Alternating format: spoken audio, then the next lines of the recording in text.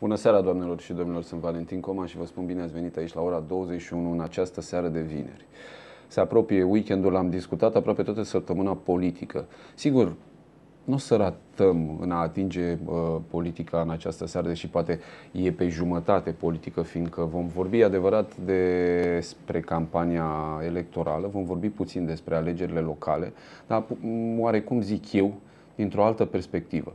Și vă propun o altă perspectivă, pentru că ne-am uitat la aceste alegeri locale, am văzut candidați, am văzut partide sprijinind candidați trăgând partide după ei acolo unde era cazul, fiindcă nu a fost cazul chiar peste tot.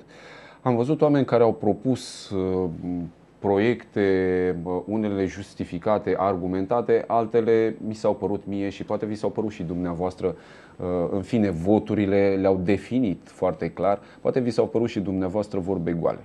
Au fost oameni care au propus diverse direcții, dar ceea ce mi-am dorit de la bun început, acea viziune, nu mi s-a părut a căpăta așa ceva, să-i zic, consistență. Nu mi s-a părut mie, privind mai ales către partide. Dar în această campanie electorală, clar, mare diferență față de cea din 2008, față de cea din 2004, a apărut și o surpriză. Din punctul meu de vedere, o surpriză plăcută. Din punctul meu de vedere, un semnal că se poate. Că se poate și altfel, că poți să-ți asumi onest o poziție în cadrul societății. Altfel decât politică. Sau care nu trebuie neapărat să fie politică. Așa cum spunea cândva un mare președinte american, poți să faci ceva pentru țara ta, nu trebuie să aștepți să facă țara ta ceva pentru tine. Ei bine, doamnelor și domnilor, ca să nu lungesc prezentarea din această seară, alături de mine domnul Marcel Băuroș, candidatul independent din campania aceasta de alegerilor locale în 2012 pentru Primăria Constanța, dar în primul rând fondator al Școlii Brâncovenești, al Curții Brâncovenești și omul care a gândit multe programe pentru societate, dintr-un anumit punct de vedere, pe o anumită viziune. Domnule Băuroș, bine ați venit! Bine v-am găsit! Spuneam că ați fost surpriza, ați apărut în spațiul ăsta al bătăliei electorale cumva destul de târziu, ați avut o campanie neagresivă, liniștită, calmă, dacă nu mă înșel, pe site-ul dumneavoastră, și cred că nu mă înșel, spuneați dumneavoastră, cred că în programul civic sau nu? Spuneați că se poate realiza o revoluție calmă, liniștită, care poate să dureze 10 secunde. Și cu toate astea ați adunat 2,65% din voturi, ceea ce i-a făcut pe mulți ziariști, cel puțin din Constanța, să se declare surprinși. Ați adunat multe voturi. Nu, din punct de vedere al procentului și al numărului de voturi, rezultatul e dezastruos. Nu poate fi din vorba punctul de dumneavoastră de vedere. Nu, din punctul oricăruia. Probabil dumneavoastră sunteți amabil. Nu. Sub cele 2,65% procente se află partide care au avut în spate sponsori, care au avut o mașinărie de partid, ceea ce nu-i puțin lucru.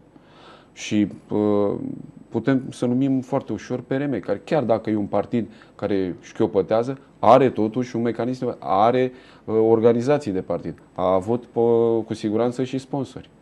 Dumneavoastră ați fost singur. Numai că partidele poartă în spate, deci toate partidele, inclusiv cele câștigătoare, poartă în spate povara dezastrului moral și material al României din 89 și până acum. Deci, practic, șansele oricărui partid sunt nule. Eu am spus undeva la începutul campaniei că mă aștept la o demisie de onoare din partea dânșilor. Deci, privind lucrurile așa, rezultatul e absolut dezastruos. Acum, trebuie să recunosc că nu mă uit la televizor și mi-aș permite să schimbăm un pic rolurile și să vă întreb care a fost concluzia dumneavoastră în urma analizei acestei campanii electorale. Cum ați explicat, pentru că m-ați invitat pe mine, cum ați explicat rezultatul obținut de mine sau cum ați explicat succesul domnului primar Radu Mazăre. În câteva cuvinte, nu vreau să schimbăm rolurile în totalitate. Dar v-am spus, e o provocare. Am să vă răspund la această provocare, după care am să vă rog să ne explicați de ce ați luat această, când și de ce, cum ați luat această decizie de a participa practic la această bătălie, pentru că dumneavoastră nu ați avut un comportament agresiv. Dacă ar fi să privim împreună lucrurile care s-au derulat și rezultatele de la sfârșitul acestei campanii electorale, cumva le-am explicat așa în introducerea din această seară. Și le-am mai subliniat, vorbim de partide, vorbim de un candidat cu o imagine foarte, foarte, foarte grea, dacă vreți așa, cu o notorietate uriașă, și aici vorbim de Radu Mazăre, candidat care a avut în spatele lui o mașinărie de partid absolut infernală, aș numi eu, o mașinărie care a pregătit aceste alegeri, atenție, de acum 4 ani. Deci a respectat manualul de acum 4 ani și au fost oameni care au avut privilegiul de a vedea o cercetare stradă cu stradă, om cu om, bloc cu bloc, pe paliere de vârstă, pe ceea ce vreți dumneavoastră. Deci o viziune exactă a ceea ce avea să se întâmple. Probabil că de asta și echipa lui Radu Mazăre a fost atât de calmă, știa cam care va fi rezultatul, probabil că nu știa exact procentul. Apoi am văzut challengeri care au intrat, unul foarte târziu, vorbesc de Claudiu Palas, unul de aproape un an de zile în campanie. Din punctul meu de vedere, evident, probabil că domnul Gigi Chiru se va supăra din nou, dar eu cred că supărările astea pot să-i produc creșteri. Dacă vreți, până la urmă, cine te critică te ajută, nu cine te laudă și te mângâie pe spate. N-a reușit să convingă, probabil și pentru că a avut o campanie axată pe un anumit tip de programe sociale, identice cumva cu cele ale lui Radu Mazăre, dar vedeți dumneavoastră, nu cu aceeași forță a mesajului și altfel construite, nu suficient de bine din punctul meu de vedere. Vorbim de Claudiu Palas, un candidat care a intrat foarte târziu, având pe el o ștampilă de prefect și purtând cu el toate tarele guvernului, fiind nevoit să explice oamenilor de ce au pensii mai mici, de ce au salarii mai mici, de ce trăiesc mai prost, pentru că, nu așa, trebuie să ți le asumi atunci când ai fost prefectul și reprezentantul guvernului în teritoriu. Am văzut un candidat care a reprezentat Partidul Poporului. Un partid nou, încă nedefinit complet, probabil. O să vedem dacă el va rezista în condițiile în care la toamnă ne așteaptă și un vot uninominal pur, cu un candidat care, după părerea mea, n-a fost neapărat pe profilul partidului, care avea un discurs oarecum diferit față de al celorlalți lideri. Aici mi s-a părut mie că s-a produs un scurt circuit. Și rezultatele la vot, după cum ați văzut și dumneavoastră, au dovedit-o. Un candidat care a luat mai puține voturi decât a luat partidul. După care ați venit dumneavoastră. Dumneavoastră n-ați avut o campanie agresivă. Putem spune că aproape n-am avut campanie. Da, n-ați avut, în fine,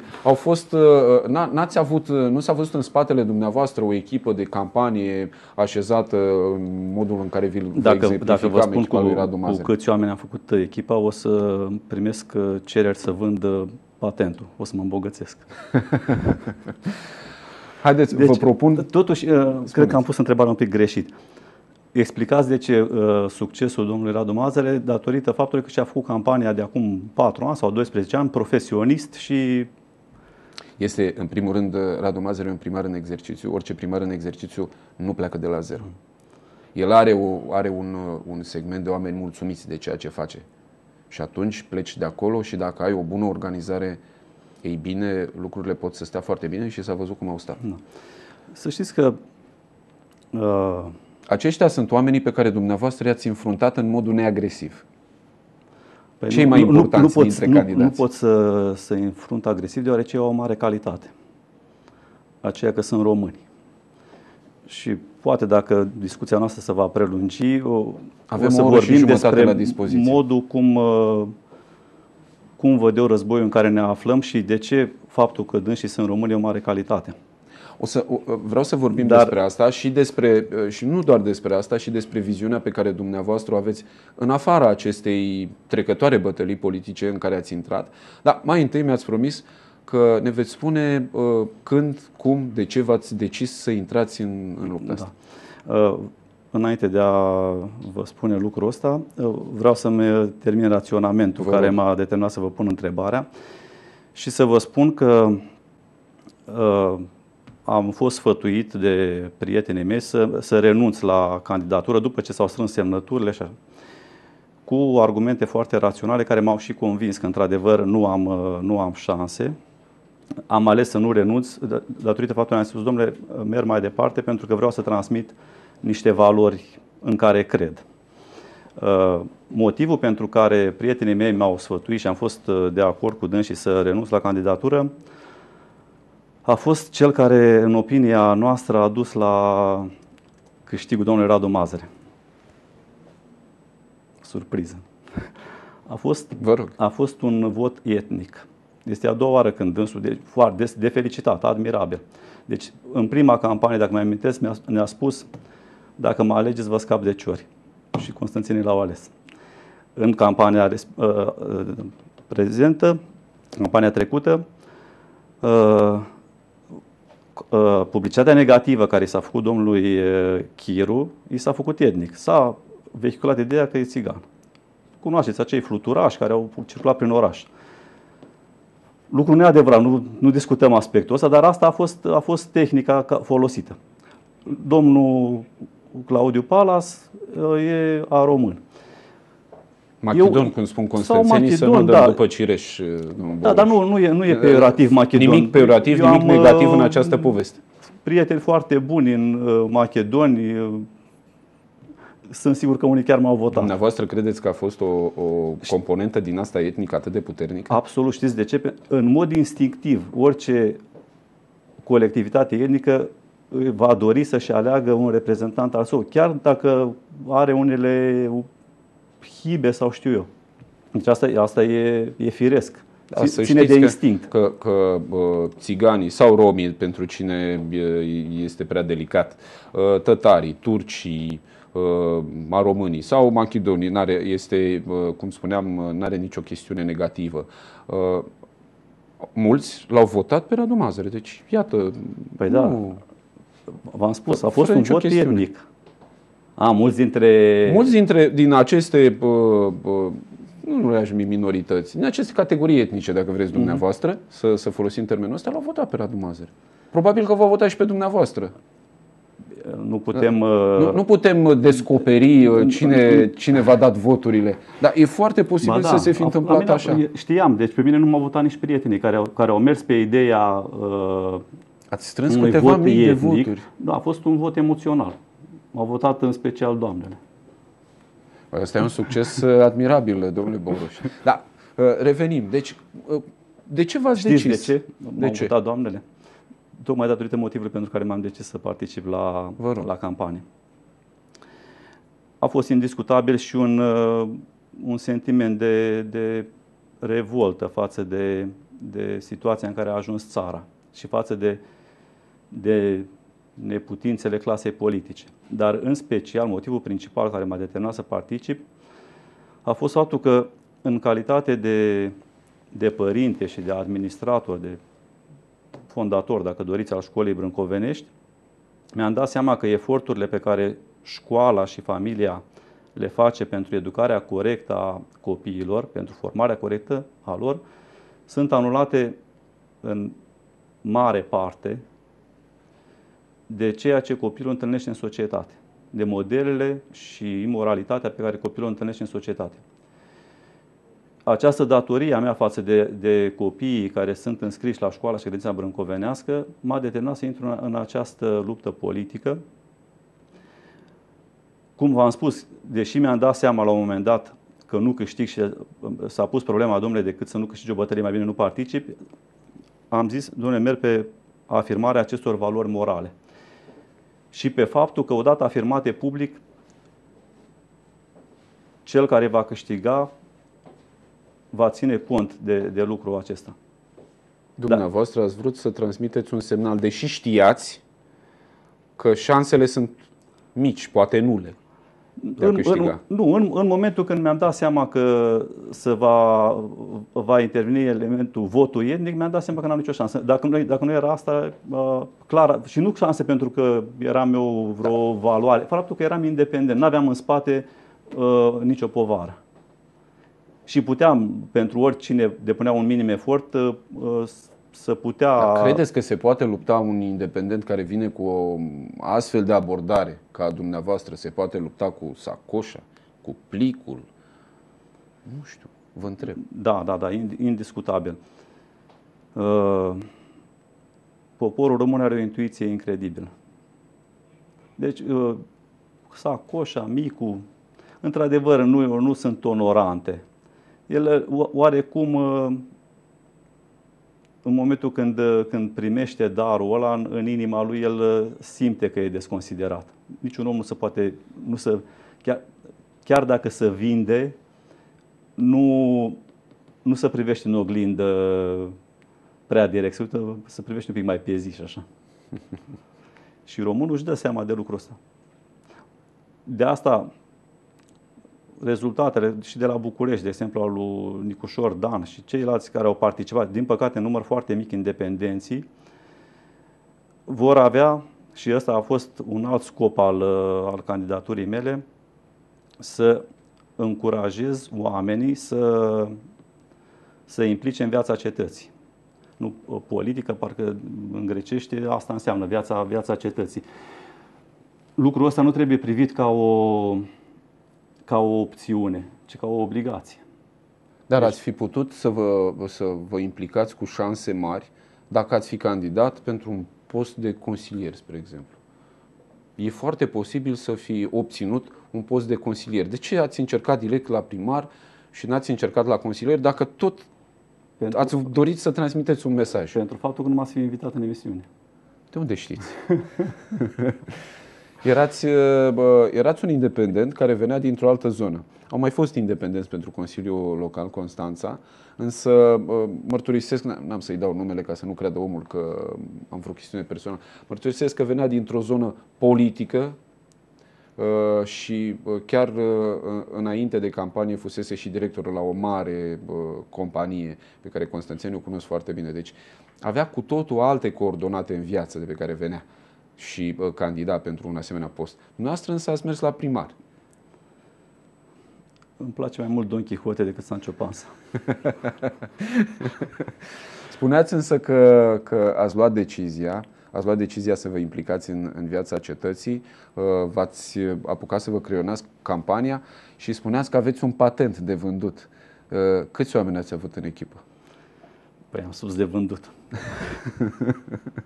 Da, dacă veți devalua măcar așa câteva scene din el, poate că acei independenți care trebuie să vină după dumneavoastră, deși nu văd ce v-ar putea împiedica să candidați și în 2016, dar în fine, să zicem că îi veți motiva și pe alții, poate vor învăța ceva de la dumneavoastră.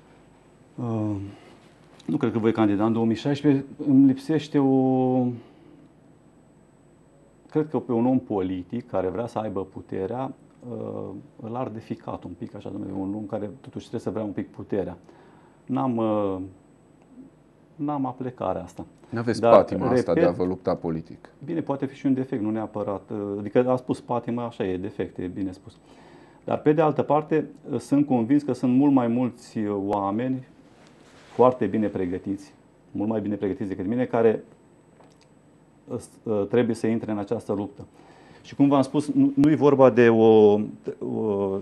o opțiune, ci de o obligație și în sensul ăsta aș dori să recomand tuturor această carte, Deținutul Profet.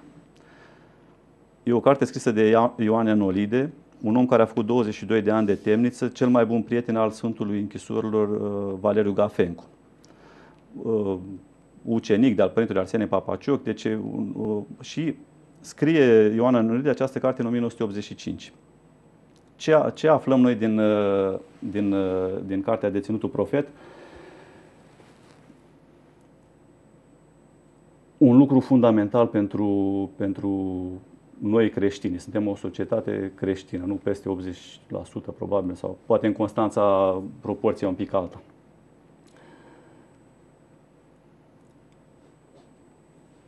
Deci aflăm de la Ioan Ianolide că biserica însemnând clerici și credincioși, clerici și mireni, și-a pierdut Duhul apostolic și s-a retras în rugăciune. Ei, Duhul acesta apostolic nu e altceva decât implicarea socială. Deci creștinul nostru are impresia că e suficient să facă rugăciunile de seară și de dimineața,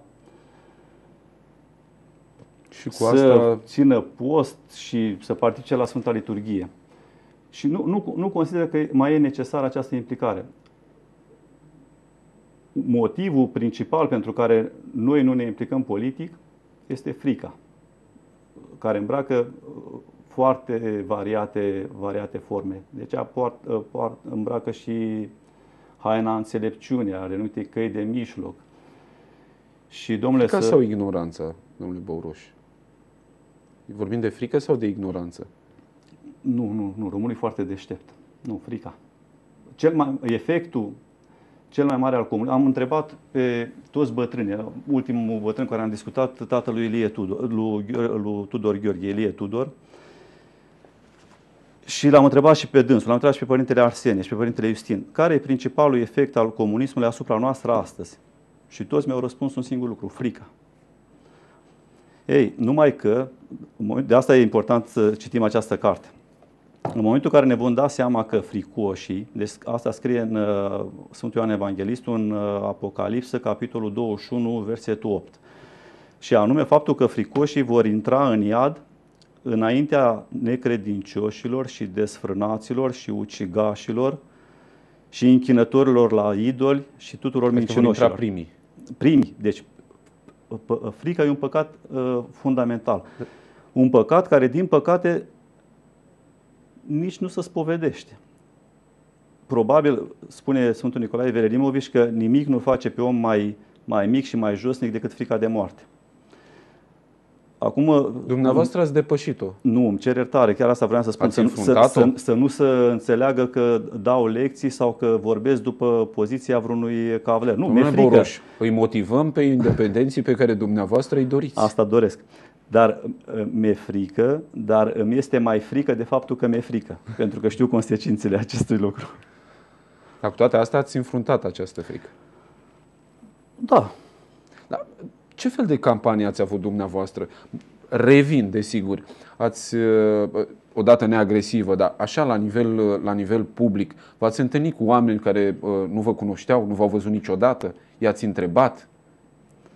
Campania s-a rezumat la un angajament care a fost trimis ca o scrisoare trimisă constanțenilor. Pe care am primit-o și eu. Da, mă bucur, înseamnă că și-a făcut treaba bine da. Cei care au distribuit-o. 4 apariții la Prima TV, o apariție la Radio Neptun, niște afișe care mai mult au fost acoperite și 5 benere. Și cu toate astea, domnule Băuroș, cu ce credeți dumneavoastră că i-ați convins pe oameni? Pentru că, atenție, ați fost un om votat de mii de oameni în condițiile în care ați avut această campanie, câteva benere, câteva apariții la televiziune, la un post de radio. Deci nu o campanie asemănătoare cu altor candidați care au apărut de zeci de ori peste tot, au vorbit foarte mult, zeci de ore despre planurile lor, au avut zeci, sute de benere, probabil, panouri, afișe. Ne uitam pe panourile electorale și vorba dumneavoastră. Puneați, am văzut deseori 2 afișe, poate ale dumneavoastră, 100 ale câștigătorilor și multe ale celorlalți care au fost între câștigători și dumneavoastră. O să luăm o scurtă pauză de publicitate, dar înainte de pauza asta de publicitate, care e prima, vreau să vă spun că aveți și ceva comun cu câștigătorul, cu Radu Mazăr. Da? Da. Suntem români, e primul. Amândoi ați terminat Institutul de Marină, nu? Sunteți 2 marinari. Da. A fost în bătălia asta 2 marinari.